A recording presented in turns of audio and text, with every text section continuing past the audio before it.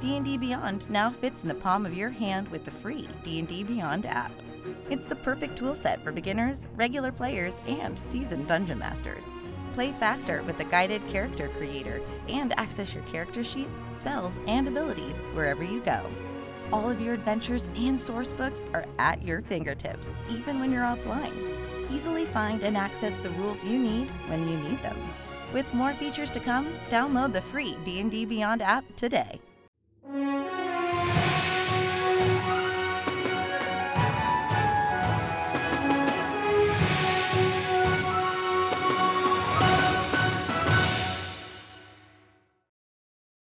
Hello, everyone, and welcome to our weekly dev update. It is just me today, if you can't tell. Joe Starr, our favorite content boy, has a conflict today, but because there's two of us, hey, you still get a dev update, so lucky you.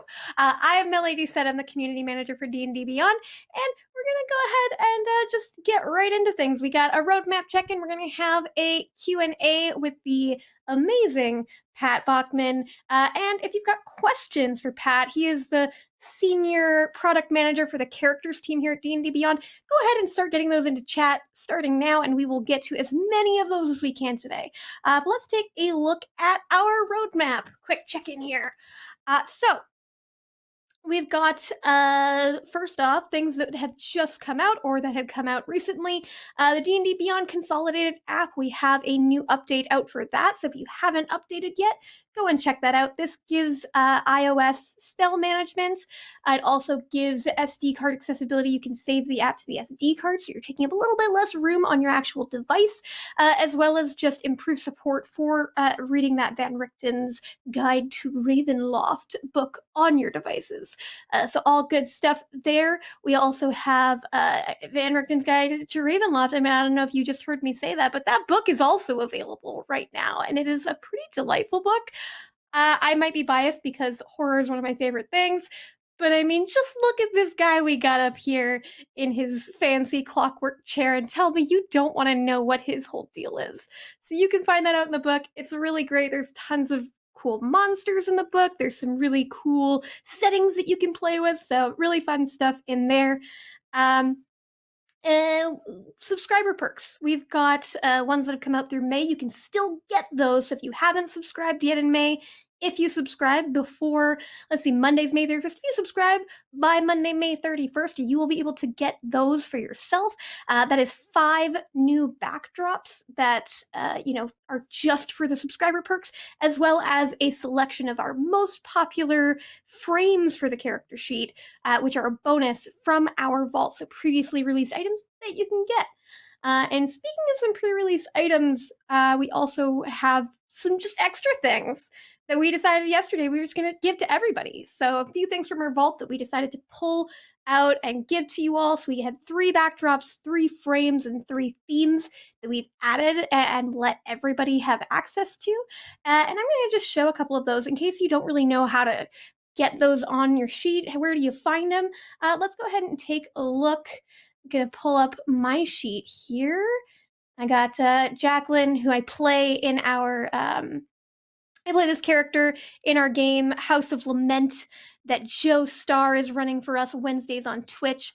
So if you want to get character sheet cosmetics, you click this little cogwheel next to your character's name, hop over into this sidebar, and you'll be able to change your frame, change your backdrop, change your theme. So let's hop in here, change frame. We got 3 frames that we've added for just everybody. So you can find, for example, one of my favorite ones is this 9 Hells frame. Let's take a look at that, because if you want your character portrait to be on fire, which I feel like everybody should, because it just looks so good. One of the other ones is also our Spore Cloud from Eberron, Rising from the Last War. It's nice, like green. It could be green magic. It could be, as it says, spores. There's lots of things that you can make that work for your sheet. And we also added for everyone Van Richten's Guide to Ravenloft, the Ankh-Tepot frame, which just looks so cool and gorgeous and gold. Themes are colors, so there's a few of those added. They'll change kind of the outside color of all of your sheet. And let's take a look at a couple of the backdrops here as well, because the backdrops are really fun. Which ones did we add here? We added Xanathar's Guide to Everything, number 6, which is this nice little castle scene, very scenic, very nice. We also added one of the other ones, Waterdeep Dragon Heist. Which one? Number... Oh, no, it's themes. We added Eberron Rising from the Last War. Number 5. Let's go take a look at that one. Oh, yeah, this is one of my favorites. You got this gorgeous blue creepy forest scene. I've used this on many of my characters. It's really fun. So if you haven't been able to use custom themes or backdrops, as you haven't pre-ordered any books before, you're not a current subscriber, there's a couple things in there for you to play with now. And what's really great about that is we're going to have today, actually, on our Twitter, we're going to be starting a giveaway for a legendary bundle, and we're going to ask you to show off your customized character sheet. So keep an eye out for that. That'll be going out a little bit after this dev update, so you'll want to keep an eye on our Twitter for a chance to win a legendary bundle, and it's going to be so great. So jumping back into this, in progress, we've got dice targeting. This is going to be the ability for you as a player or a DM to choose who you want to see your rolls in the game log. So this is really great. Right now, players are shown to everybody. DMs are just aren't shown at all. They're just accessible to the DM. So it's going to be great for people like me. I'm a DM who likes to just roll everything out in the open. I want everybody to be able to see.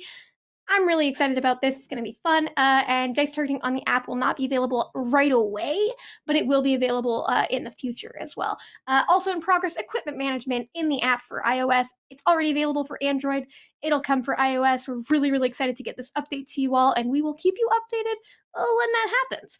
And of course, our 2021 goal, as we've talked about before, our character sheet backlog of just things that have come out in these books that we would love to support, but that aren't currently supported. We are working through that, and you can talk to Pat about this once we get him on here, as well as the feature system, which is going to help us cover a lot of this backlog. It's going to help cover things like dark gifts, blessings, boons, all of these really fun little extra rules that we would love to support.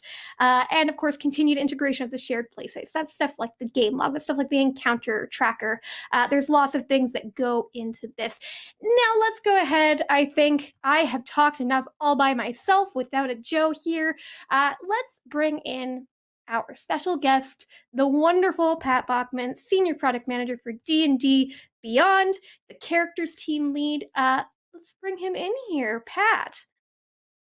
Hello, good sir. How are you today? Great. I do not deserve that intro at all. But thank you, Mel, so much. I mean, I'm not, I don't know. I'm okay. I've been around here enough to know that you are responsible for a lot of the things that I love about D&D Beyond, and I'm very, very happy to have you on here with everybody. If you are just joining us, folks, this is the D&D Beyond Dev Update, and we are talking with Pat Backmann, Senior Product Manager for D&D Beyond, head of the characters team here, and we are just going to have an open Q&A today. We're just taking questions from the chat. But first off, Pat, just to give people an idea, if they don't know who you are yet, what is the characters team? What does that entail? What is your job like?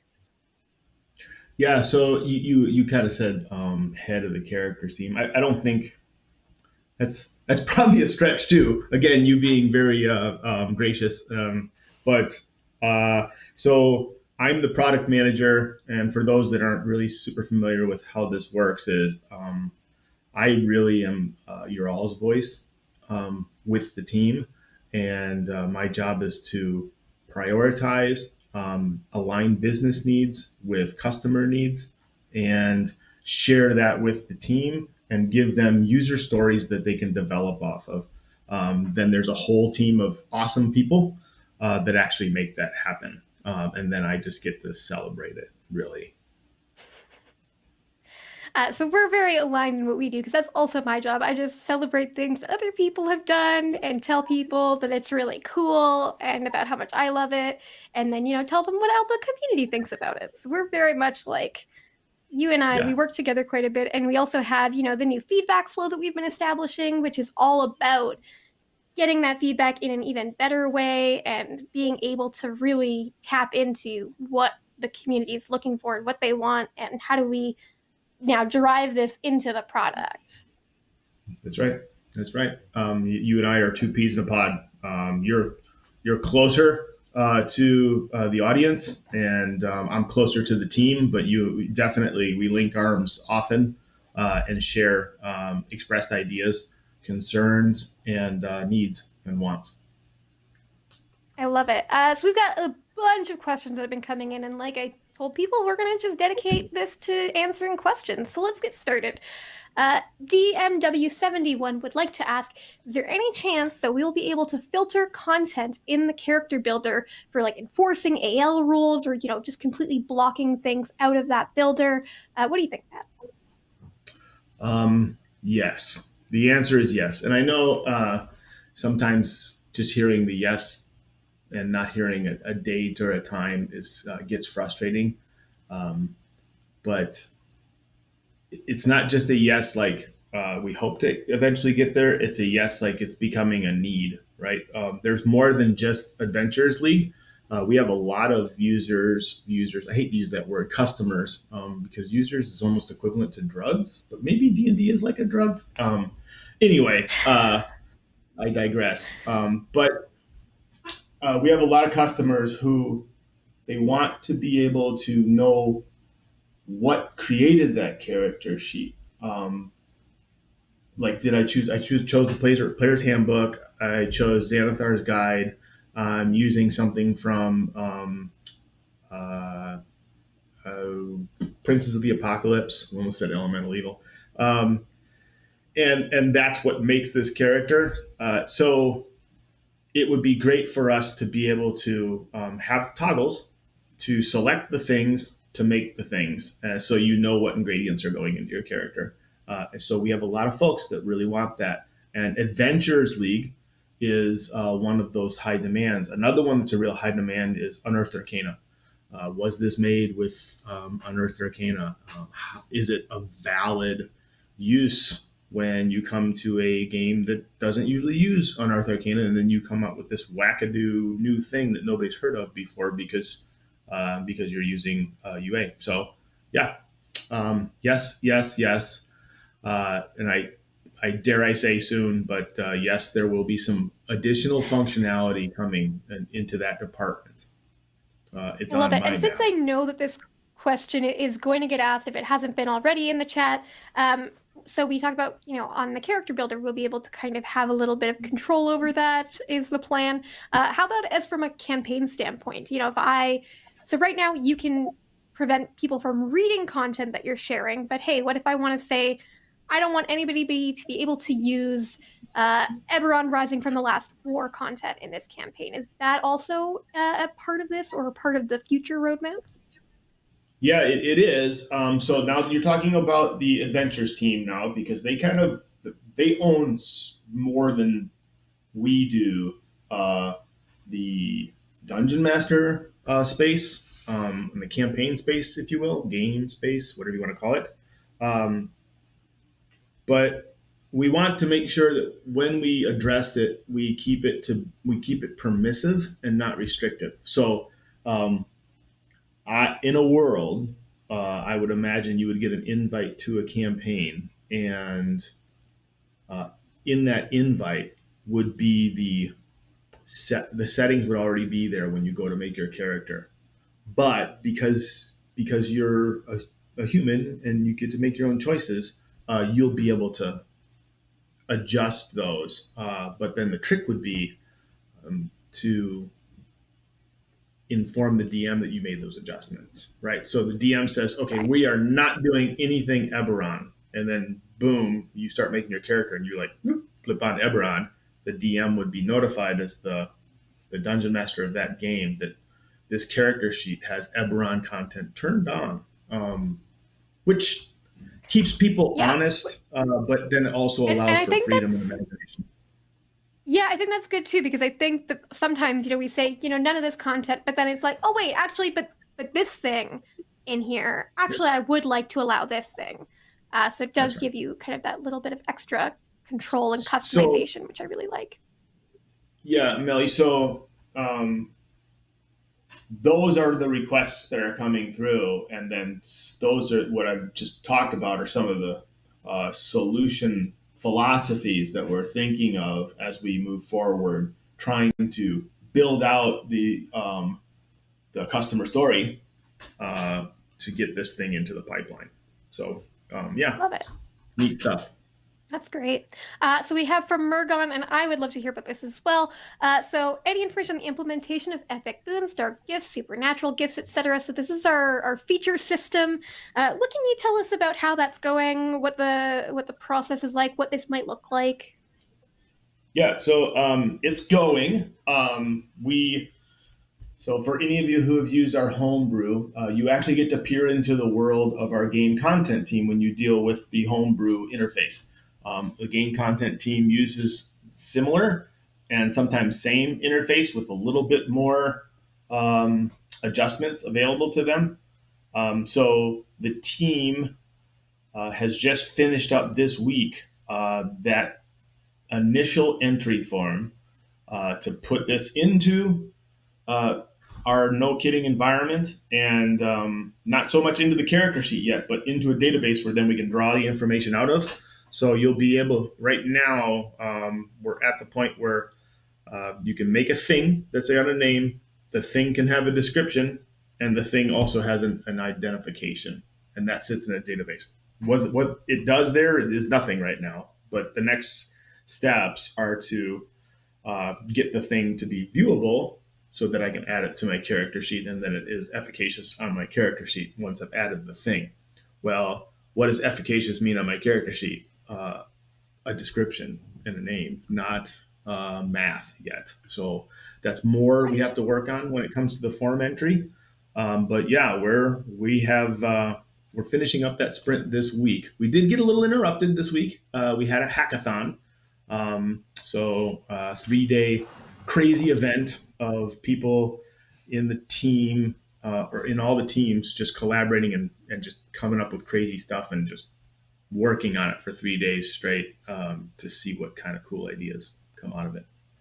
Yeah, and the hackathon, I mean, that's been kind of a source of cool DDB things in the past, right? That's right. That's right. It's neat because what happens is the engineers, they go in,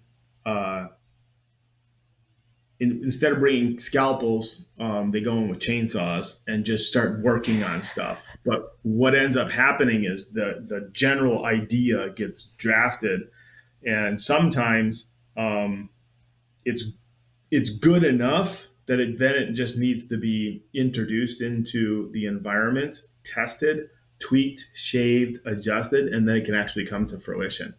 But a lot of times it's just a BHAG is what we call them, big, hairy, audacious goal. But it's cool to see these things because you see the passion on the teams, and it also drives great ideas. A lot of those ideas come from our audience and our customers because all of our engineers are out there listening, and they're like, man, I'm going to do this because some of them even do it because before they were on D&D Beyond, they wanted it. And now they come in and they have a chance to do a hackathon, and they're just going to do it anyway. Yeah.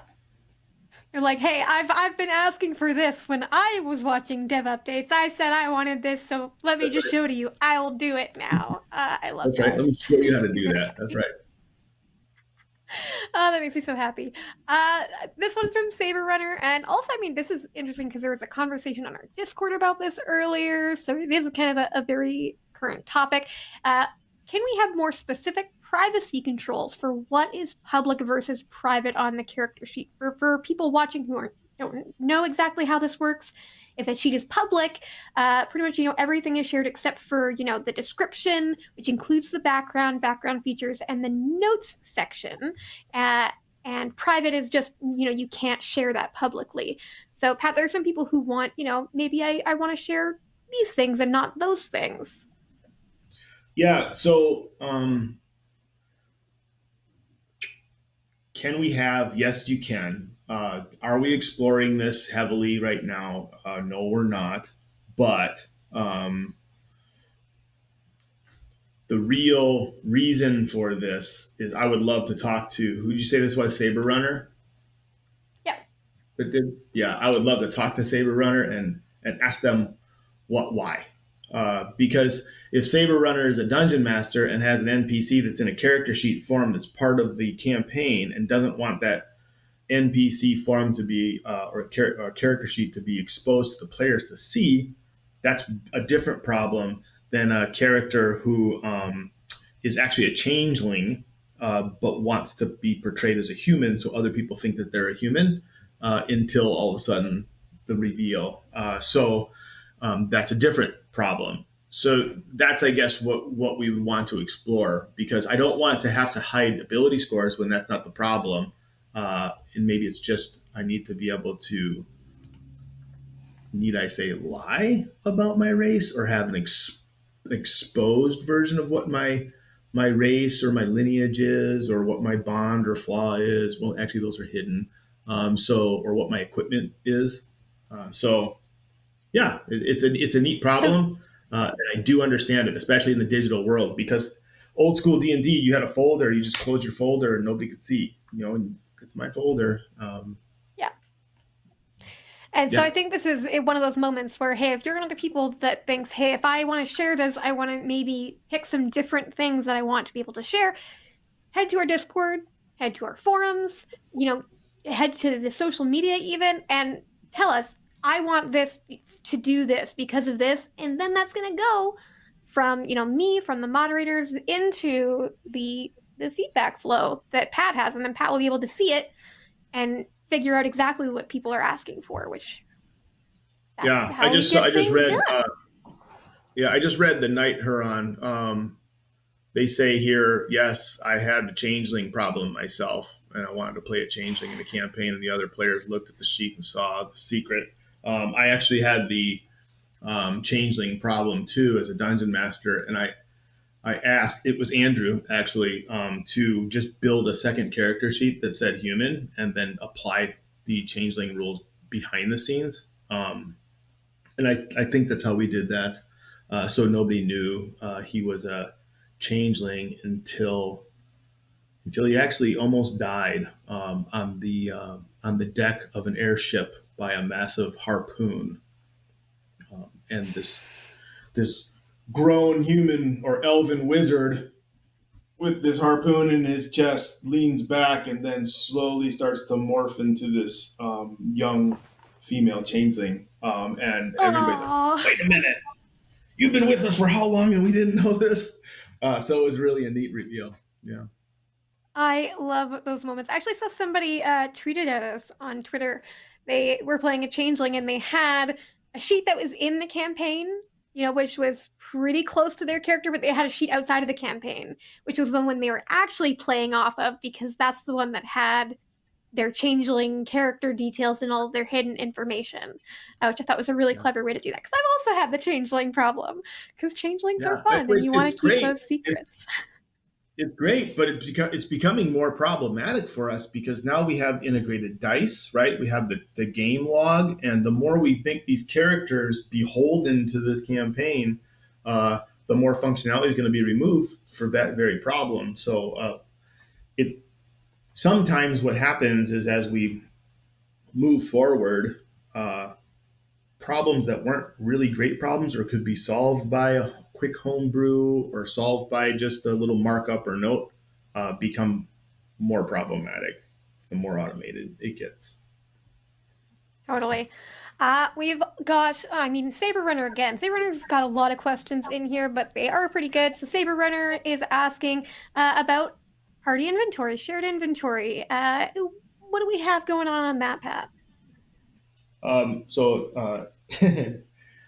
Next Tuesday, so we're going to take off for the weekend. We're going to have the long weekend. And then on next Tuesday, I will sit down with the characters team and my partner in crime, Jason Bush, which I think you all have met at some point on the Dev Update. And we are doing our research spike on shared inventory. So yeah, we're really doing it, Harry. So it's coming. I love it. Makes me super happy. And let's close off. I think we got time for another question here. We've got DM Anvil. In a future update, I mean, this question really for Joe, so I won't talk about that. But do you think, Pat, there'd be a chance for us to showcase, our feature flow current requests and how they stack up against each other? Like, is that something you'd be interested in talking about? Is that, something you think would be beneficial at all? Yeah, I think it would be really cool.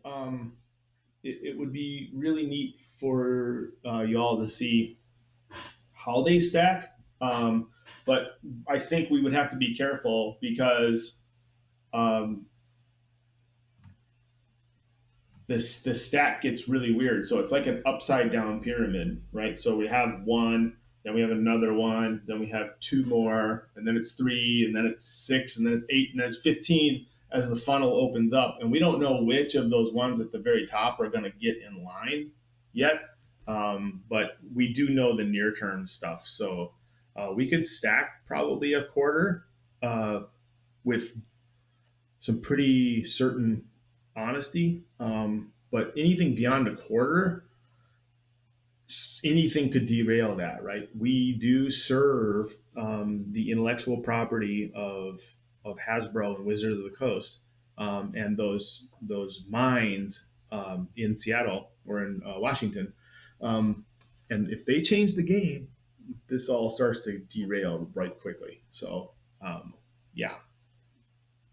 Yeah, because cool. number one is when they introduce a new book and there's some really cool new stuff in it, it does say, hey, we got to figure out how to make this cool new stuff work in our system. And that is, like we were talking about earlier, that's that feature system is going to make a lot of steps in that direction, which I think is going to be very exciting as people start to see the fruits of that amazing labor you all have been putting into that. I'm very excited anyways. Pat, thank you so much for joining us. Thank you, everybody, for tuning in to today's Dev Update. We'll be back again next week with our normal. Me and Jill will be back here together. It's going to be a pretty fun one. We'll talk a little bit more about what we're going to be talking about next week, but it's going to be pretty fun.